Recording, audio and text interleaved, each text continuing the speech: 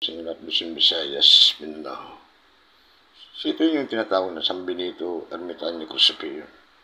Meron na po yan na konsagrasyon at pagbinyag. Nakababad po siya sa isang mata, isang bibig. Karaniwan yung dalawang mata, isang bibig. No? So dito, this coming February 20, magbabagi tayo ng 20 medallion peraso. No? Para sa mga hindi nabunot.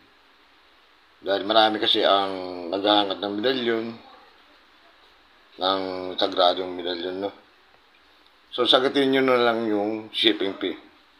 So, ito ay isang pasalamat ko po sa patuloy nyo pagsubaybay sa aking YouTube channel at sa aking Facebook. So, maraming po salamat.